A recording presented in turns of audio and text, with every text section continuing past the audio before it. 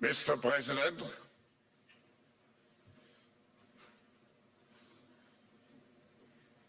hello. what great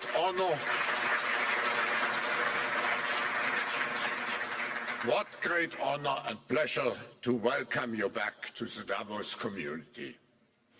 Just 4 days into your new mandate, we highly appreciate your presence with us today. We wish you all the best as you take on your critical work ahead. The global challenges we face today are monumental. The importance of American leadership and your personal leadership in this regard is fundamental and paramount. We are here to hear your vision and policies related to revitalizing the economy and addressing the global challenges. As you might expect, Mr. President, your return to office and your forthcoming policies have been at the focus of our discussions this week. The discussions among 3,000 political and business leaders from over 130 countries who came together here in Davos. We look forward to hearing first from you and then to the follow-up discussion with business leaders, moderated by my colleague Børge Brende. Ladies and gentlemen, the President of the United States, Donald J. Trump.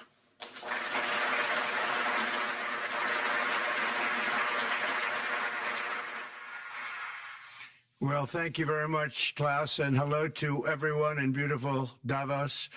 This has been a truly historic week in the United States. 3 days ago, I took the oath of office, and we began the golden age of America.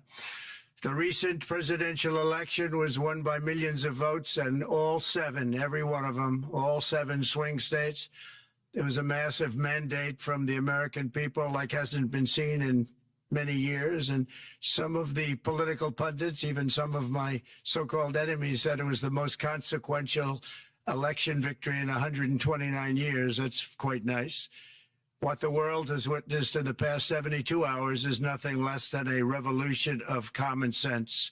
Our country will soon be stronger, wealthier, and more united than ever before, and the entire planet will be more peaceful and prosperous as a result of this incredible momentum and what we're doing and going to do. My administration is acting with unprecedented speed to fix the disasters we've inherited from a totally inept group of people and to solve every single crisis facing our country. This begins with confronting the economic chaos caused by the failed policies of the last administration. Over the past 4 years, our government racked up $8 trillion in wasteful deficit spending and inflicted nation-wrecking energy restrictions, crippling regulations, and hidden taxes like never before. The result is the worst inflation crisis in modern history and sky-high interest rates for our citizens and even throughout the world. Food prices and the price of almost every other thing known to mankind went through the roof. President Biden totally lost control of what was going on in our country, but in particular with our high inflation economy and at our border. Because of these ruinous policies, total government spending this year is $1.5 trillion higher than was projected to occur when I left office just 4 years ago. Likewise, the cost of servicing the debt is more than 230% higher than was projected in 2020. The inflation rate we are inheriting remains 50% higher than the historic target. It was the highest inflation probably in the history of our country. That's why from the moment I took office, I've taken rapid action to reverse each and every one of these radical left policies that created this calamity, in particular with immigration, crime, and inflation. On day one, I signed an executive order directing every member of my cabinet to marshal all powers at their disposal to defeat inflation and reduce the cost of daily life. I imposed a federal hiring freeze, a federal regulation freeze, a foreign aid freeze, and I created the new Department of Government Efficiency. I terminated the ridiculous and incredibly wasteful Green New Deal. I call it the Green New Scam. Withdrew from the one-sided Paris Climate Accord and ended the insane and costly electric vehicle mandate. We're going to let people buy the car they want to buy. I declared a national energy emergency, and it's so important, national energy emergency to unlock the liquid gold under our feet and pave the way for rapid approvals of new energy infrastructure. The United States has the largest amount of oil and gas of any country on earth, and we're going to use it.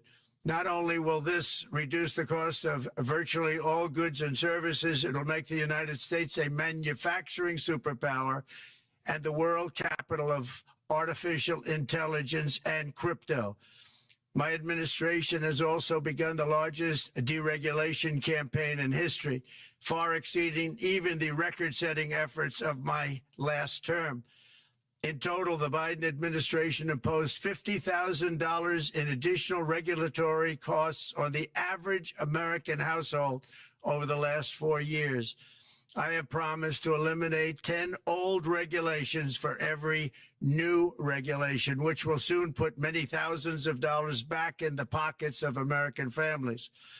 To further unleash our economy, our majorities in the House and Senate, which we also took along with the presidency, are going to pass the largest tax cut in American history, including massive tax cuts for workers and family, and big tax cuts for domestic producers and manufacturers.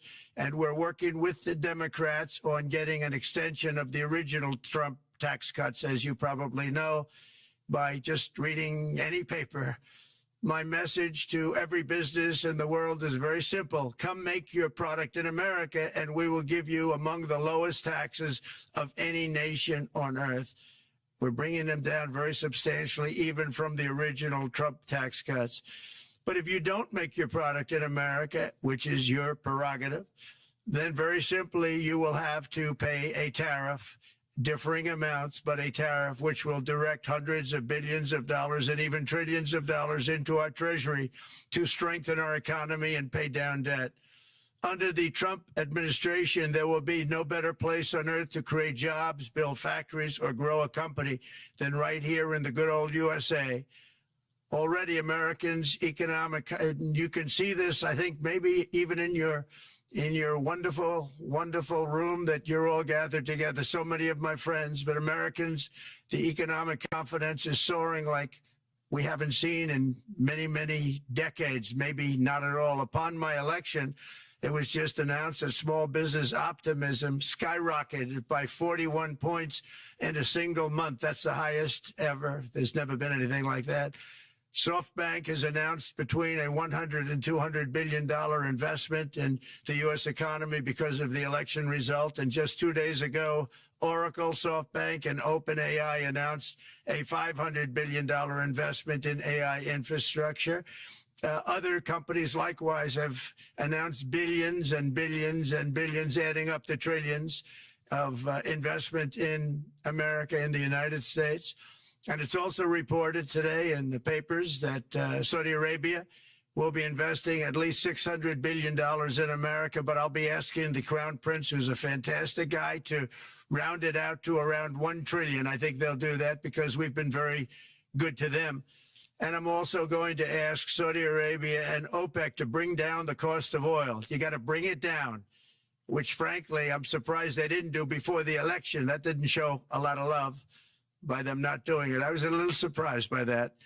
If the price came down, the Russia-Ukraine war would end immediately. Right now, the price is high enough that that war will continue. You got to bring down the oil price. You got to end that war. They should have done it long ago. They're very responsible, actually, to a certain extent, for what's taking place. Millions of lives are being lost. With oil prices going down, I'll demand that interest rates drop immediately, and likewise, they should be dropping all over the world. Interest rates should follow us. All over, the progress that you're seeing is happening because of our historic victory in a recent presidential election. one that has become quite well known throughout the world. I think a lot of things are happening to a lot of countries. They say that there's light shining all over the world since the election, and even countries that we aren't particularly friendly with are happy because they understand what there is a future and how great the future will be. Under our leadership, America is back and open for business. And this week, I'm also taking swift action to stop the invasion at our southern border. They allowed people to come in at levels that nobody's ever seen before. It was ridiculous. I decided and declared to do, and very, very importantly, a national emergency on our border, immediately halted all entry of illegal border crossers, of which there were many, and began promptly returning the illegal trespassers back to the place from which they came. That action, as you've probably seen, has already started very strongly. I've deployed active duty U.S. military and National Guard troops to the border to assist in repelling the invasion. It was really an invasion. We will not allow our territory to be violated. After 4 long years, the United States is strong and sovereign and a beautiful nation once again. It's a strong, sovereign nation. In addition, I'm pleased to report that America is also a free nation once again. On day one, I signed an executive order to stop all government censorship. No longer will our government label the speech of our own citizens as misinformation or disinformation, which are the favorite words of censors and those who wish to stop the free exchange of ideas and, frankly, progress. We have saved free speech in America, and we've saved it strongly. With another historic executive order this week, I also ended the weaponization of law enforcement against the American people and, frankly, against politicians, and restored the fair, equal, and impartial rule of law. My administration has taken action to abolish all discriminatory diversity, equity, and inclusion nonsense. And these are policies that were absolute nonsense throughout the government and the private sector. With the recent yet somewhat unexpected great Supreme Court decision just made, America will once again become a merit-based country. You have to hear that word, merit-based country. And I've made it official, an official policy of the United States, that there are only 2 genders, male and female.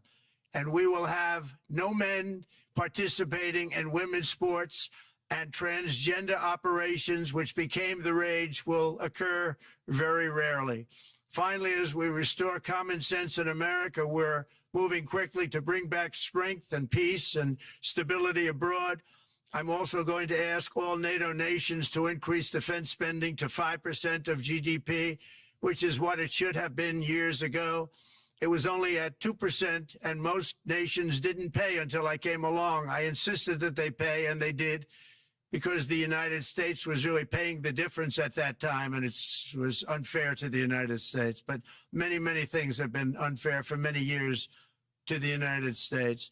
Before even taking office, my team negotiated a ceasefire agreement in the Middle East, which wouldn't have happened without us, as I think most of the people in the room know. Earlier this week, the hostages began to return to their families. They are returning, and it's a beautiful sight, and they'll be coming in more and more. They started coming back on Sunday. Our efforts to secure a peace settlement between Russia and Ukraine are now hopefully underway. It's so important to get that done. That is an absolute killing field.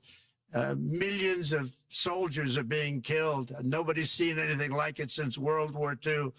They're laying dead all over the flat fields. It's a flat field farmland, and there's millions of Russians and millions of Ukrainians, and nobody's seen anything like it since World War II. It's time to end it.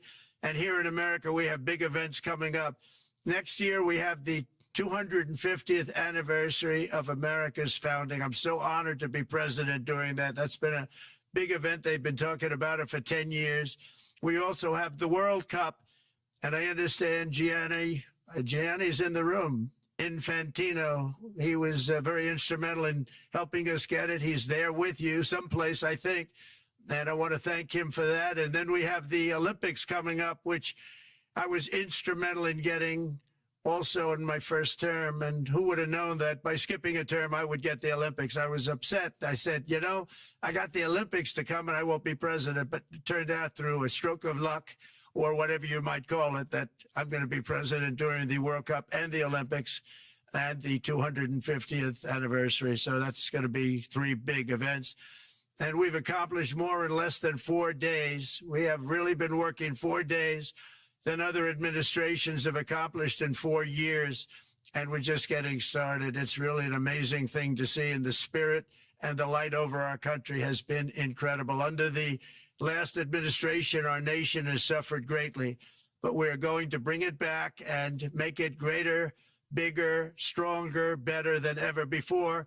I want to thank everybody for being with you. I would have been there myself, except the inauguration was 2 days ago. I thought it might be a little bit quick to make it the first stop, but we'll get there one day. We hope to get there. But I do appreciate, I heard the audience is fantastic, and many of my friends are in the audience, and I will be taking questions now from some very distinguished people. Thank you all very much. Thank you very much, Mr. President, for that very powerful speech. And I think you could hear the applause all the way from Davos to the White House. But next year it will be even better, because then you can get the applause here in Davos. So we wish you welcome to our village next year. We hope to see you. Thank you very much. So we also know, Mr. President, that you open up for interaction here. We have a great panel with some of the most distinguished business people in the world. Let me start with someone that you know really well, that I think is almost a neighbor of you in Florida. Mr. Steve Schwarzman, Chairman, CEO, and co-founder of Blackstone Group. So, Steve, floor is yours. Well, Mr. President, I'm sure the Crown Prince of Saudi Arabia will be really glad you gave this speech today.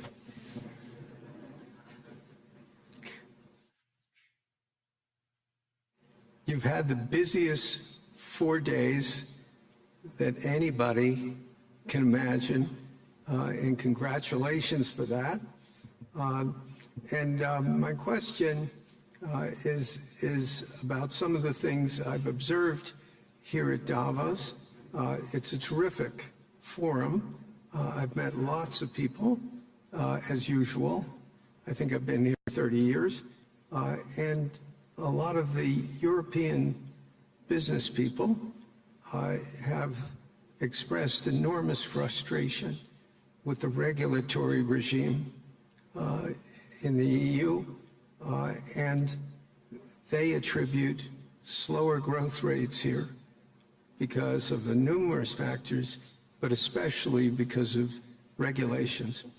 And you've taken a completely different approach in this area. And if you could explain the theory of what you're doing, how you're going to do it, and what you expect the outcome to be, I'd appreciate it. Well, thank you very much, and congratulations, Steve. You're a friend of mine, but on a great career. You've had an amazing career, and it continues. I just want to congratulate you. Very inspirational to a lot of people.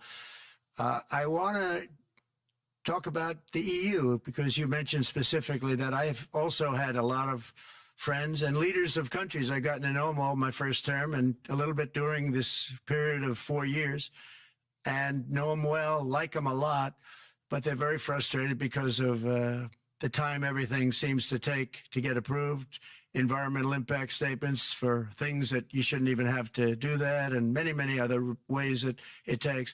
And I'm going to give you a quick little example. In the private life, my beautiful private life, before I had all these things happening, the world is a little different. I had a nice, simple life. You knew that. But when I had that simple life, I did projects. And I had a big project in Ireland. And it had to get approval on something that would have made it even better. And I got the approval from Ireland in a period of a week. And it was a very, very, very efficient, good approval. And they informed me, though, the problem is you're going to have to get it from the EU, and we think that'll take 5 to 6 years. And I said, you have to be kidding. And this was before politics. And I said, wait a minute, it's not that important. I don't want to go 5 or 6 years, but it would have been a big investment. It would have been nice, and it would have been good for the project. And I sent the people to the EU to see if they could speed it up. And basically, it was a 5 or 6 year wait just to get a simple approval that Ireland gave me in a period of literally not much more than a week.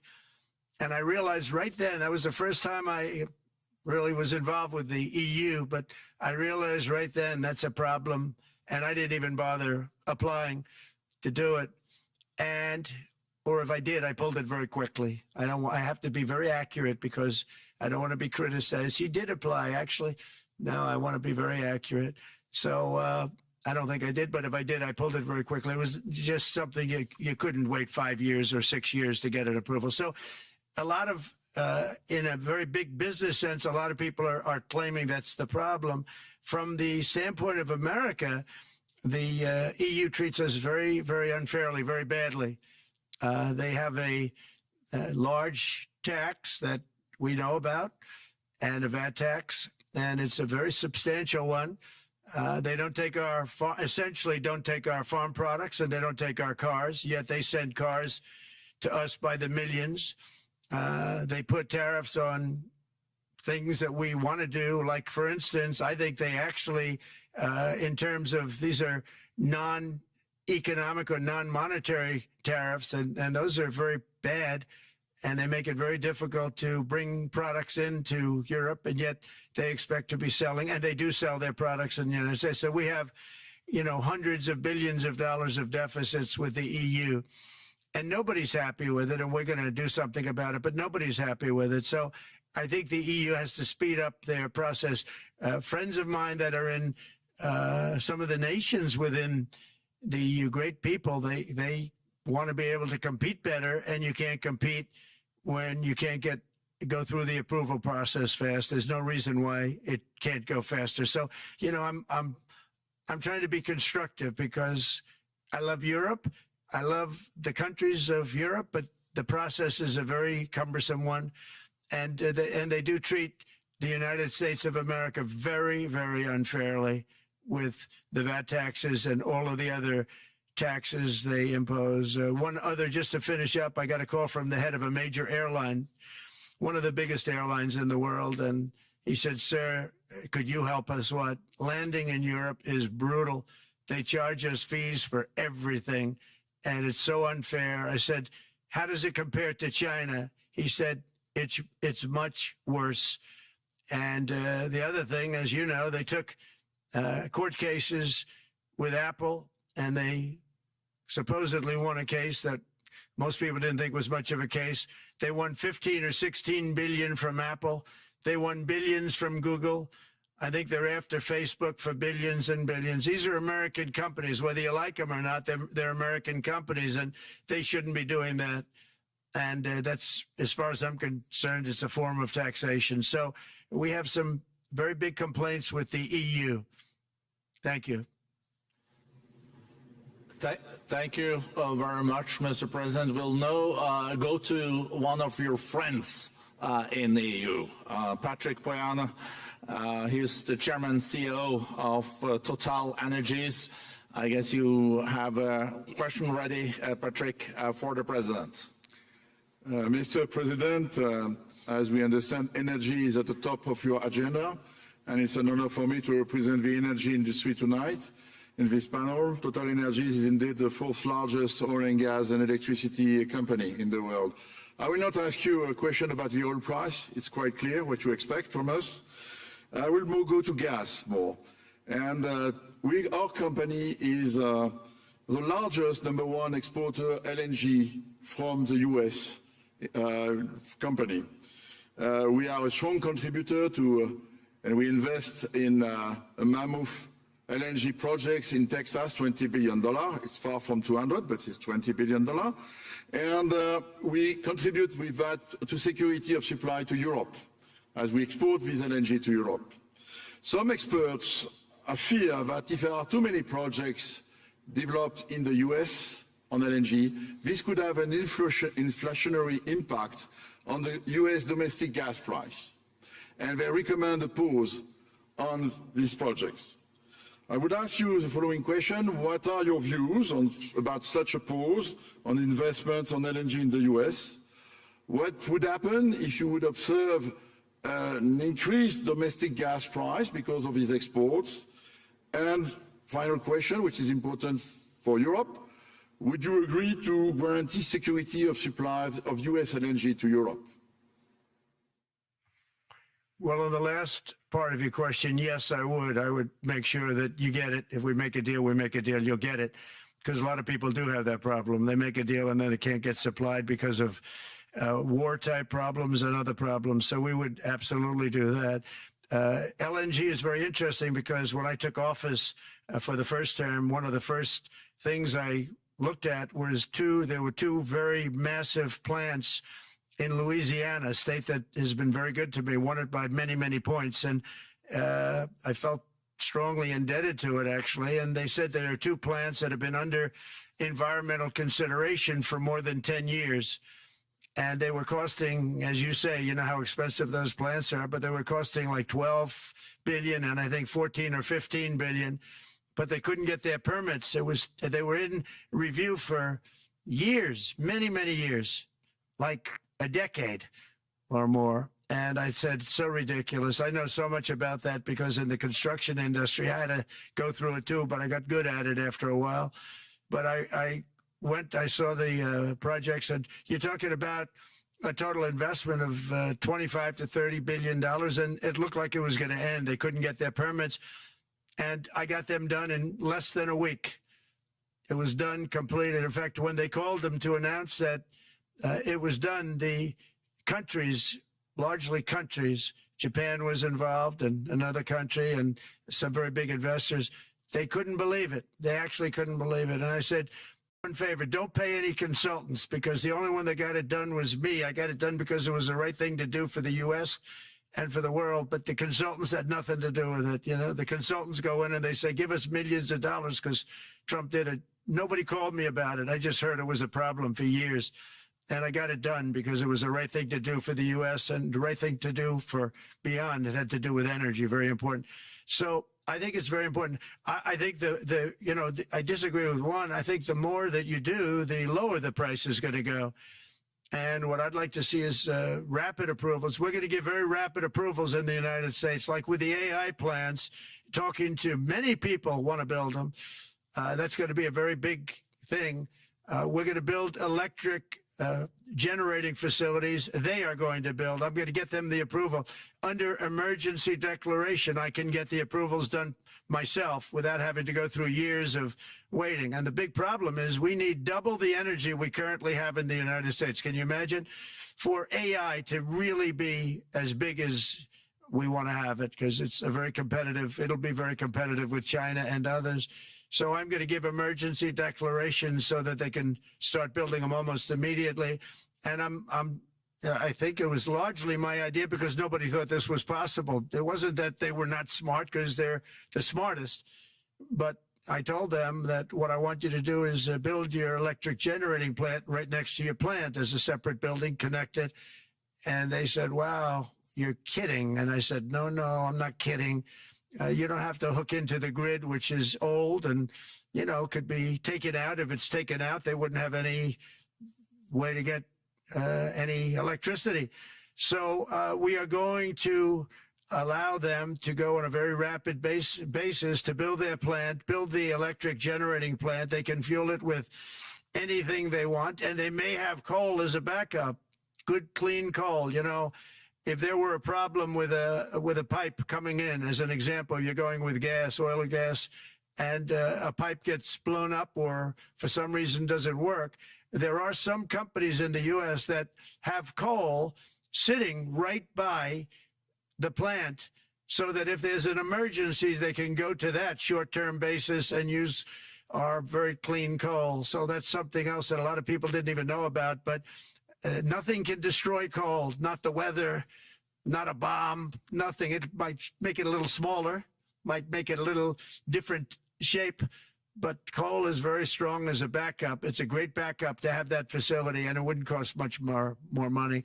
And we have more coal than anybody. We also have more oil and gas than anybody. So we're going to make it so that the plants will have their own electric generating facilities attached right to their plant. They don't have to worry about a utility. They don't have to worry about anything. And we're going to get very rapid approvals. Thank you. Thank you so much, Mr. President. We'll now go to another CEO that you know very well, Brian Moynihan, the CEO and Chair of Bank of America. Good afternoon, Mr. President, and congratulations and obviously an eventful week for you and your family. If you remember 5 years ago, you came here and we walked among 150 CEOs from all over the world and you engaged with them about your policies and your procedures. This year you're not here, and yet this week was eventful from the orders that you mentioned earlier, literally a wave of orders coming out on immigration, on trade, and many other matters.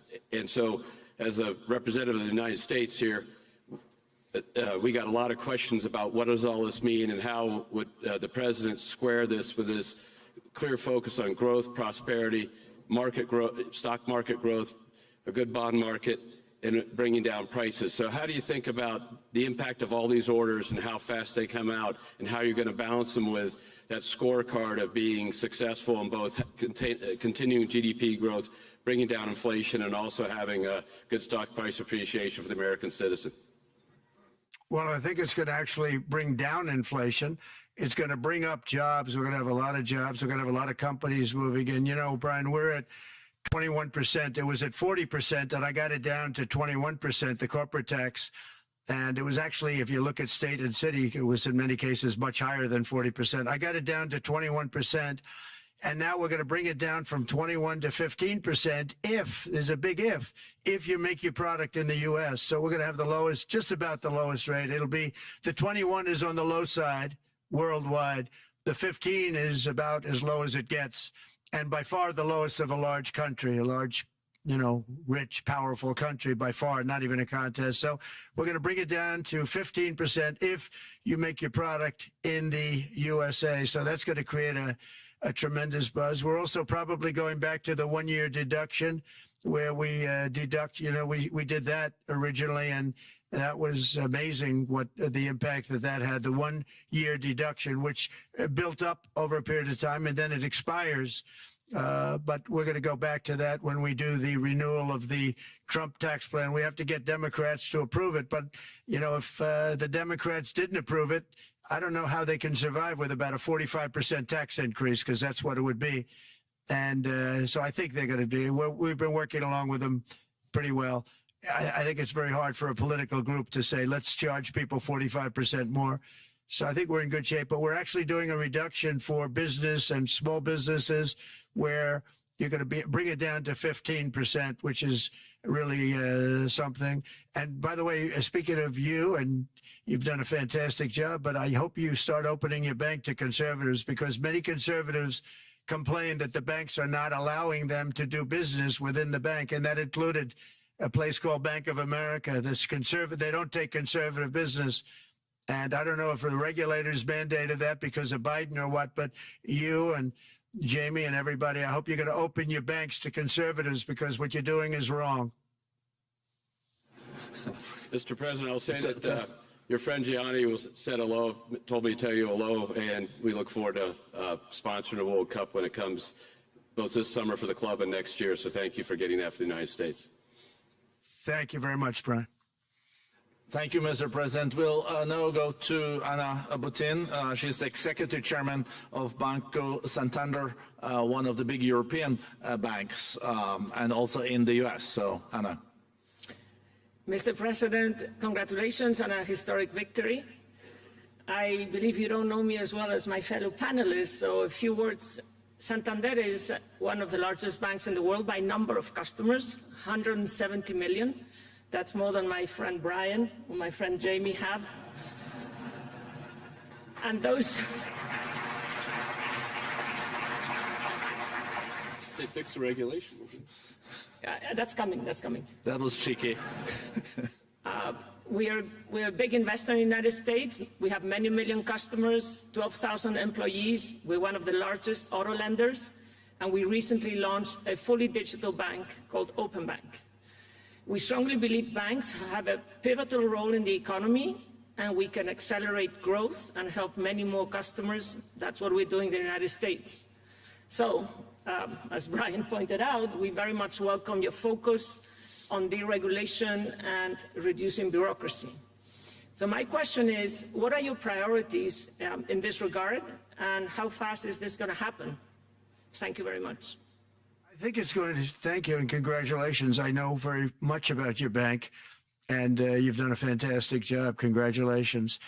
We are going to move very quickly. We've moved very quickly. We've done things in the last 3 days that nobody thought were possible to do in years.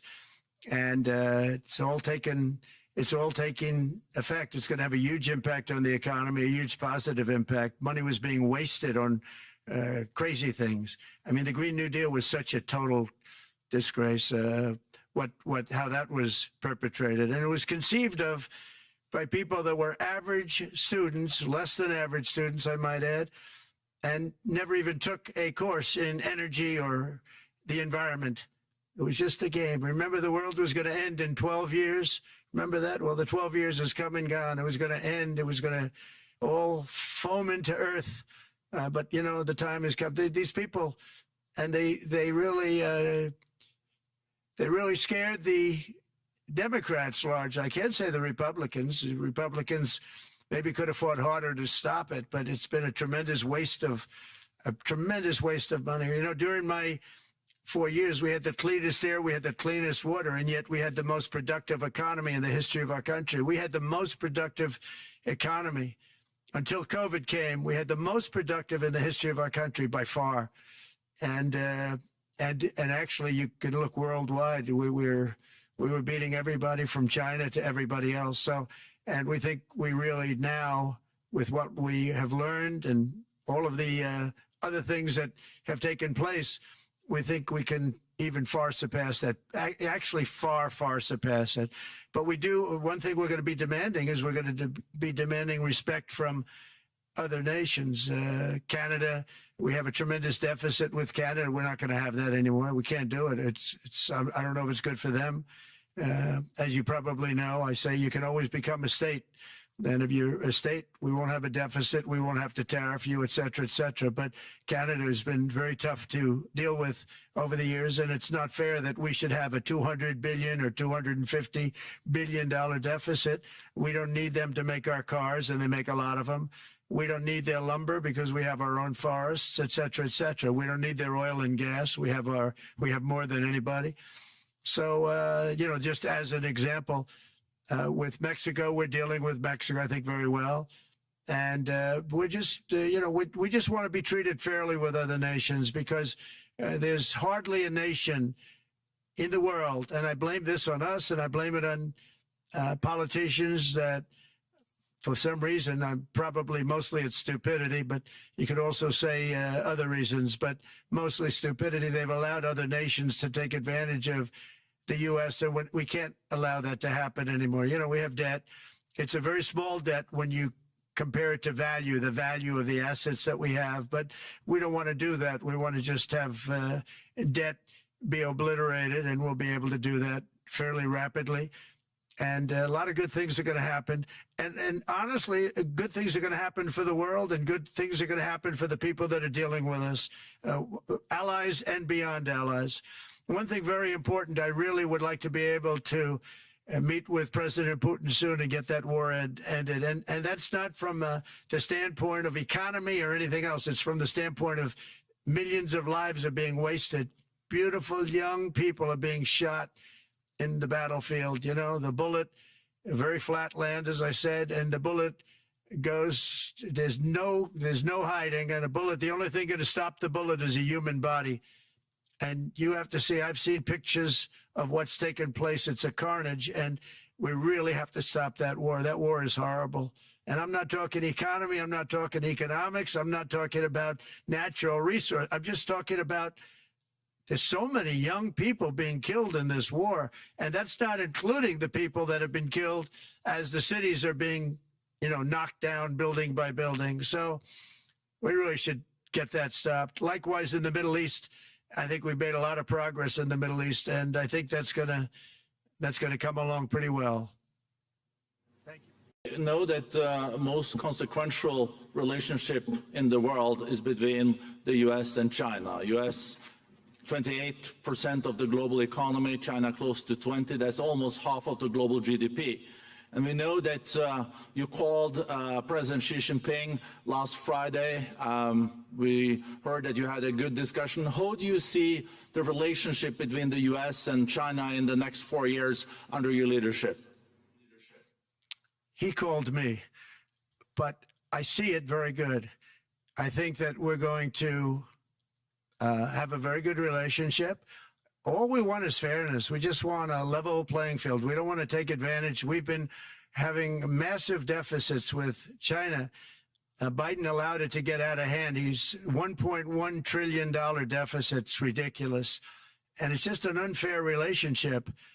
And we have to make it just fair. We don't have to make it phenomenal. We have to make it a fair relationship. Right now, it's not a fair relationship. The deficit is massive, as it is with other countries, a lot of Asian countries, actually. But we have deficits that are very big, and we can't keep doing that. So we're not going to keep doing that. But I like President Xi very much. I've always liked him. We always had a very good relationship. It was very strained with COVID coming out of Wuhan. Obviously, that strained it. I'm sure it strained it with a lot of people, but that strained our relationship. But we always had a great relationship, I would say, and we look forward to doing very well with China and getting along with China.